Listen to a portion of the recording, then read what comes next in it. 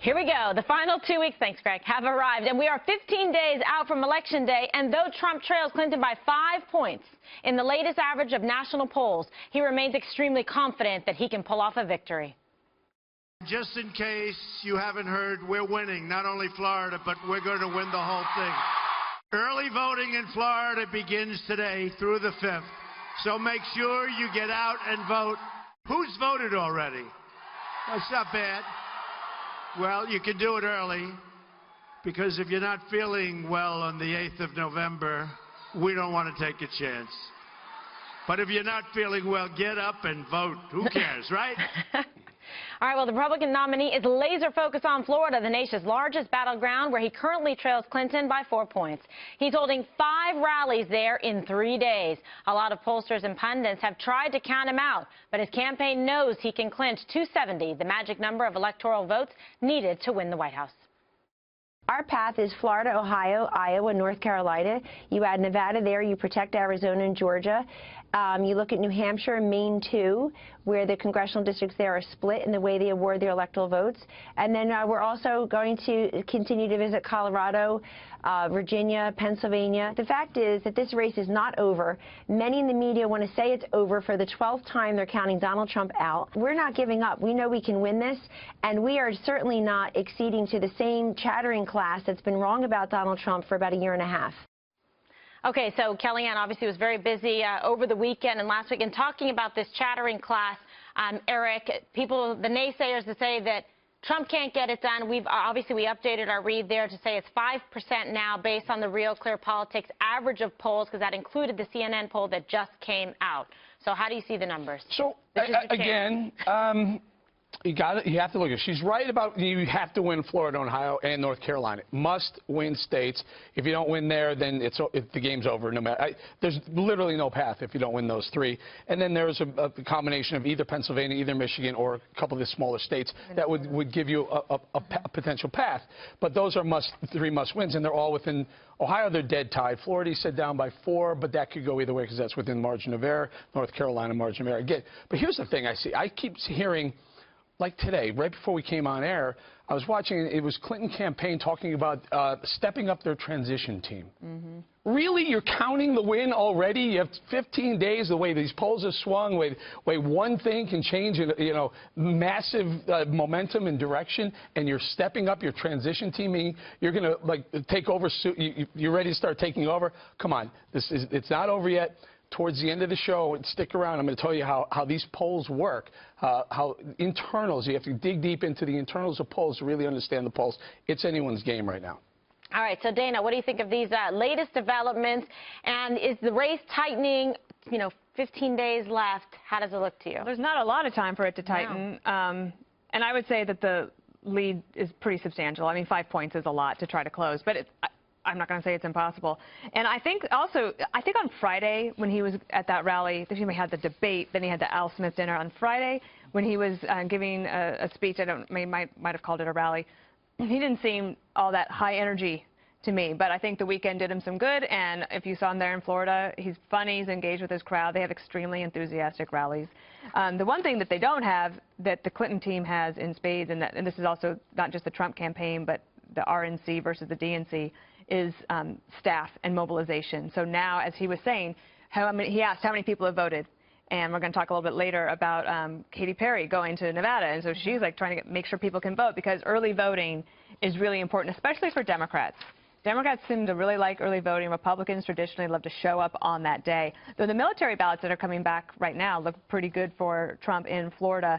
But in North Carolina, the Democrats have done a really good job. So it might be a jump ball, but I think right now that the Hillary Clinton team is probably wrong to voice their cockiness, but I would not blame them for planning ahead. All right, well, if you're into superstitious things, magic, unicorns, charms, maybe it's too soon to call it and say, hey, we're ready for our transition. Anything could happen. Yeah. Anything could happen. An asteroid could hit, I knew it. and Trump could have the solution. I hope it does. He could have the solution that saves Earth, and then he becomes the greatest president we've ever had. This happens in movies. It did. Polls are like Play-Doh for wishful thinkers. You can form and shape them to indulge any desire you want. But what do these pollsters do when the election is over? They're like cicadas. You know, they just show up every 4 years. They're all over the place, and then they go back into some cave They somewhere. make enough money, they don't have to work. Yeah, they spend the money they've earned. Yeah, then they spend it on. They start working on the midterm election, because Yeah. 2018 could be a monster year for the Republicans. Imagine if they applied polling to your life, like your marriage. Your favorability would be like 15 under. You'd have to decide whether you buy flowers or a ring every single day. It realistically would drive you crazy. That's why I'm sick of hearing these polls. It's like constantly checking the roast in the oven. That's not how you cook a roast. Rankings? Yes. Oh, there you go. I don't picture you as a big Chef Boyardee, but okay, yeah. I like a good can of noodles. Okay, there you go. Me too. All right, so Juan, how do you see this? Because now, you know, it's a little bit closing up, but again, Dana says, you know, look, it's not a lot of time left. Not a lot of time, and I think the polls have been pretty consistent. There's not been a poll yet in terms of the big polls that show Trump anywhere near Hillary Clinton or Hillary Clinton trailing. So the key here, I think, is to look at what the most reputable polls show, and then you can go to people. Like I was on Fox News Sunday yesterday with Karl Rove. Rove says unless Trump is able to pull what he called an inside straight, he doesn't see any way to victory. David Axelrod. So there's the last two winning, campaign managers, Axelrod and Rove. Axelrod says he just doesn't see any way that Trump does it right now. So I think that's fair, but I do think that with, on one hand, you say, Kimberly, it's 2 weeks left, not much time, but as Greg points out, anything can happen. You don't know what happens. And, you know, WikiLeaks is out there. Trump is a very he'll do wild things every minute. I thought he had an opportunity in Gettysburg to say something about drain the swamp, his new slogan. Instead, he says he's going to sue 11 women and just revive that issue and drown out his own message. That's the next block, Juan. Oh, well. Juan jumped the shark before we could drain the swamp. All right. Yeah.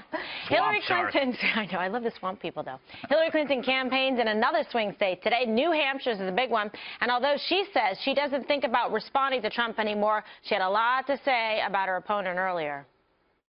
He has been denigrating America for decades.